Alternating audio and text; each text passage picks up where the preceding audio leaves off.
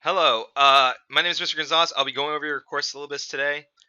Where I'm going to try to talk to you about some of the procedures in the course and some of the stuff that we got to go over. Um, I know it says physical science, but this is also the same thing goes for chemistry. And let's begin. Uh, right now, though this might change by the time you guys actually get back physically to school, we are going to be in room 304. If you ever need to get a hold of me, you can do so by emailing me at r.p.gonzalez@dateschools.net. And we do have some required materials. Now, first things first, you need some sort of notebook. A 3-ring binder is fine, just like this. And that way you can kind of punch holes in it. A pencil with an eraser, a pen of some sort, a scientific calculator. I know a lot of you have computers and you can just use your computer calculators. That's fine for now, but once we get physically back in the classroom, you're not going to have your computers accessible. So make sure you have your scientific calculator.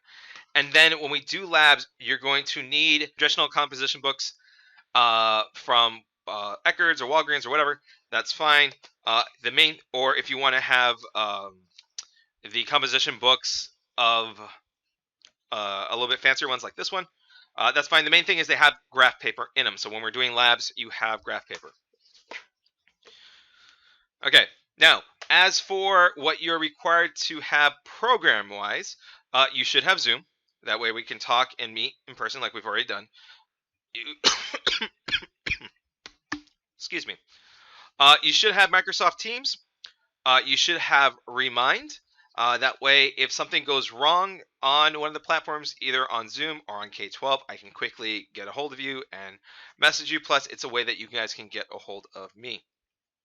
And we also will be using Khan Academy. And I'll go into that a little bit later when I talk about grades. So we're having 4 basic policies in our classroom. Number 1, students are given their full attention when someone's speaking. If I'm speaking, if one of your peers are speaking and answering a question, I expect you to give them their full attention. Do not be goofing off in the chat. Do not be yelling and screaming out. Do not be playing video games on the computer. That's just rude. Rule number 2, communicate in a respectful manner. This is a classroom. We don't need inappropriate jokes. We don't need people spamming people in the chat. We don't need people making weird noises in the chat, which is all things I've seen happen on Zoom calls.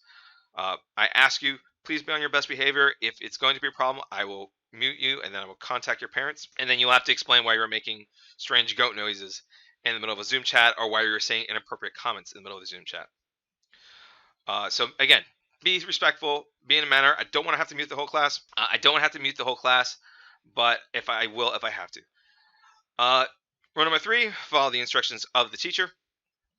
It's pretty straightforward. I'm not going to ask you to do something that I would not do myself. It's usually to keep things in order and to keep class running smoothly. And number 4 is kind of like the catch-all. You follow the code of conduct. For example, code of conduct says you should be wearing a uniform shirt when we are doing stuff online. So follow that code of conduct, follow the rules, and you'll be fine.